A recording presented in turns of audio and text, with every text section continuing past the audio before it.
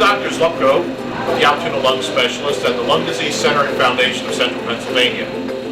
We're going to cook something for you today, and it's not exactly Italian. We are in the kitchen of Lucci's Little Italian Marketplace, but today this has a little Spanish flair to it, and I'm with Dr. Michael Zlupko, who's my youngest son. Hi. He's also a pulmonologist, and he's going to describe what we're doing here. This is called a Picadillo. So I'm going to work while he talks. All right, great. Now I'm giving the orders. Wonderful. All right, so here's what we're doing. What the good Dr. Zlupko is doing here on the stove and in the pan is he's taking an onion, and he's taking some red pepper, chopped up, and he's sauteing them in some olive oil, getting them soft, and he's going to add to that some oregano and some cumin.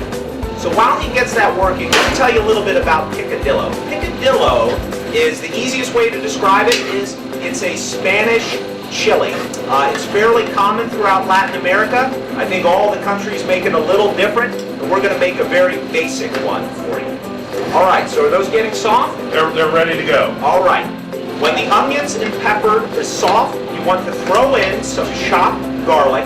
We put that in at this point because you don't want it to burn. If you cook garlic too long in oil, it'll start to really brown up and taste bitter. We add to this some ground beef. Now what we've done for these purposes is this is partially cooked. It's almost cooked. We're going to finish it the rest of the way. But if you were making this at home, this is where you would add the beef, the ground beef, raw. All right. So we're going to cook that until it's fully brown. Okay. So we get that going, looking good. It's looking great. Getting hot. Now the liquids. We're going to add 2 cups of tomato sauce. Be careful, we're in our dress garb here. I got patience to see. I'll hold on to this. All right, so that's 2 cups of tomato sauce. Now here's where the math comes in. We need 1 cup of beef broth. I hate to do dishes. I love to cook, hate to do dishes. So if that can is 2 cups, half that can is 1 cup. 1 cup of beef broth.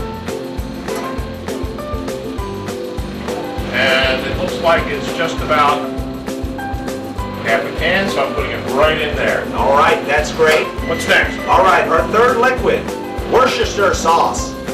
Try to say that 10 times fast. A lot of ingredients in here. This is about a 1/4 cup. Is that right, Dr. Z? Quarter cup, which is actually a fair amount. I measured it out the other day, and so I know that that's exactly a 1/4 cup. I know, this really gives it a kind of salty, tangy flavor. There's just no other way to describe it, but it's delicious, and it works really well with the beef. All right, so we bring all the liquid kind of up to a slow boil here. You want to really kind of get things moving. You want to reduce the liquid down a little bit, and then we add in 2 more ingredients. These are the special ingredients. Maybe that's what makes it Spanish. We are going to throw in some green manzanilla olives. These are little Spanish olives stuffed with a pimento. You can find them in any grocery store. Throw those in, leave them whole. They're small. And then we throw in about a 1/4 cup to a 1/2 cup of raisins. You may say, that's odd. Does that taste good? Of course it tastes good. It tastes delicious. What this really allows us to achieve with this dish is that salty, sweet combination. Now this is going to take a little while to cook down. So through the magic of television and this video recording, we actually have one that is already done. And I'm going to move this off here and bring this over, and you can see that it is cooked down. The olives are in here, those little green specks that are there, and it's really tasty.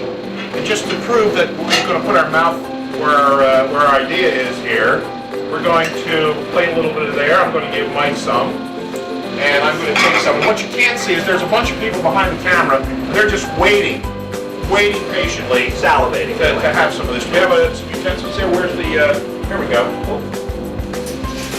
There we go. Here's a fork for you. Dr. Z, tell them what you like to eat this on. You have a lot of good ideas. Well, you can eat it by itself, of course, but most of the time people put this on something. They can put it on rice. they can put it on small pasta such as digiti or orzo. You can put it on polenta, and you can, if you want to get real shishi about it, put it on quinoa. So you can do that, but we're just going to eat it just plain today. And let's test it out. All right. It's just the way I remember it. Thank you very much for watching. Thank you.